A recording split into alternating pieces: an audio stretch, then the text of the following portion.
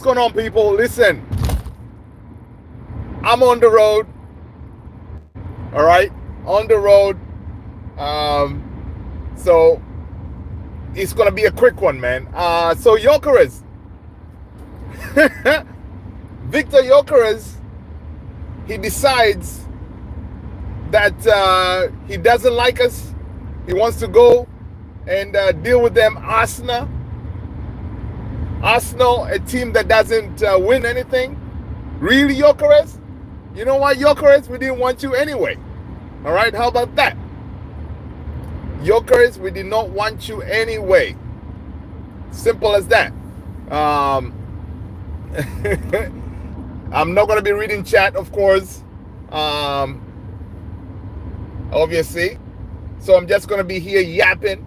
Honestly, man, this news this morning, when the news came down this morning and none of the reputable reporters were talking about it, I didn't want to believe it, right? I didn't want to believe it. I was just saying, listen, man, it's one of those things. It could be fake news. But Fabrizio did say that he did not say no to Man United. He's giving priority to Arsenal, right? Main reason, Arsenal has Champions League football, right? So, but Arsenal having Champions League football, it could very well be the one missing piece that Arsenal needed. Not very well be, it will be actually.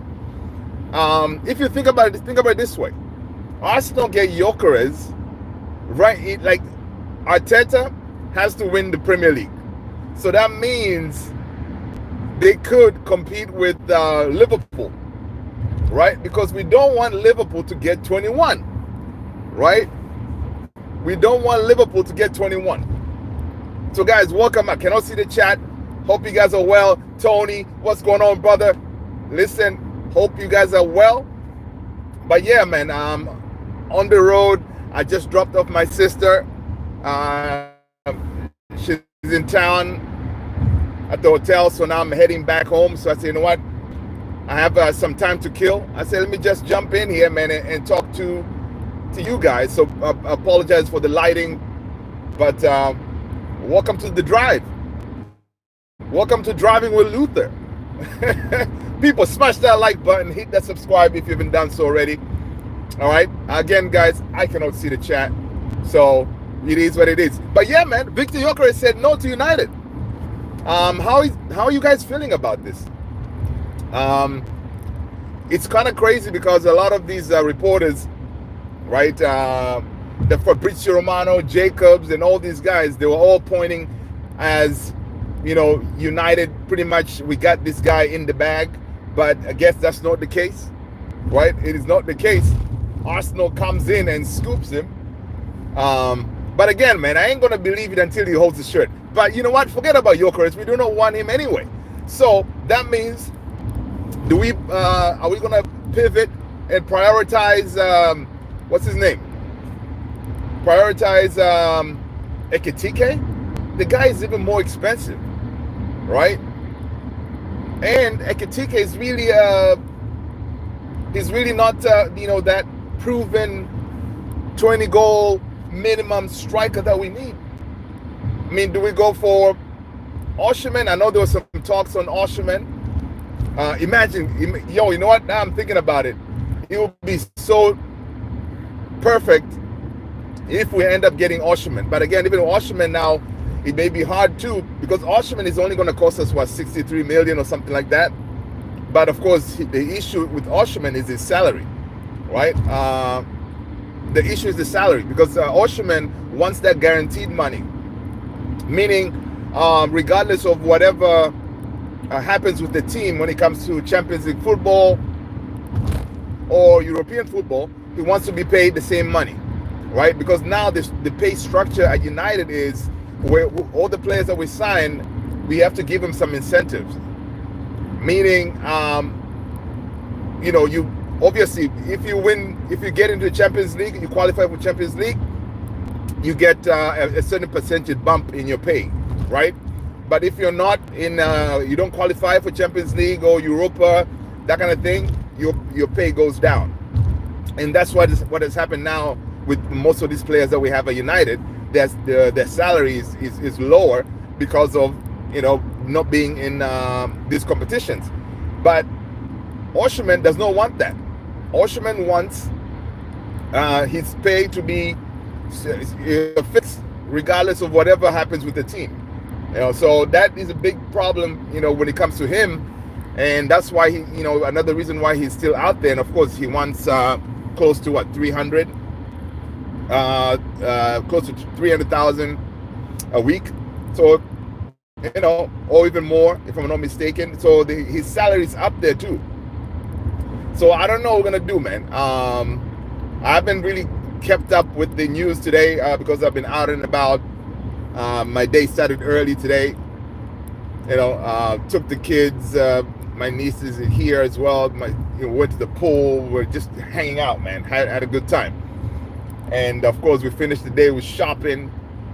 So I just dropped off my sis. Now I'm heading back. But yeah, it's been a crazy day, man. It's been a crazy day. But we shall see what tomorrow brings. Maybe this is the kick on our behind that we needed for Man United to step up our Mbeumo signing, to speed up this signing, because again, Mbeumo is out there kind of, we cannot afford to lose Mbeumo to Tottenham, because that will be a complete disaster. Like, that would be like one of them things like, yo, man, we have really fallen off. We know we're falling off, but losing a player to Tottenham, come on. So I hope this is the kick up, the behind that we needed, and that way we can step up our game. We already put in, I believe we put in the second bid, right? Gets accepted, but if it doesn't, and he decides to go to Tottenham, it will be ridiculous, because I mean, if he wanted to go to Tottenham, he would have gone to Tottenham before telling us we're going to end up losing our number one targets, and then we're forced to go to second or third or fourth choice, which is not a good look if you're trying to really climb that table, right? Ruben Amorim needs to get his priority signings, whatever the number one targets, instead of going for second, third. Because right now, of course, priority was Gyokeres, right? So missing out on Gyokeres, yeah, there's Osimhen out there, then that should be fine. But Ekitike, I don't know.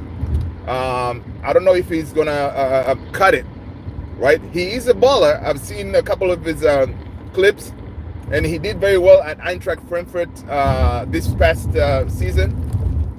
So, but again, he's a work in progress, right? He's not, a guaranteed goals guy. So it's crazy, man. It's crazy being a Man United fan now. We were ready, man. It was fun though. It was fun while it lasted. Us thinking like, yo, there's a chance, for us signing Gyokeres, right? Because it would have been such a crazy thing, us finishing 15th and being able to secure the services of Gyokeres, right?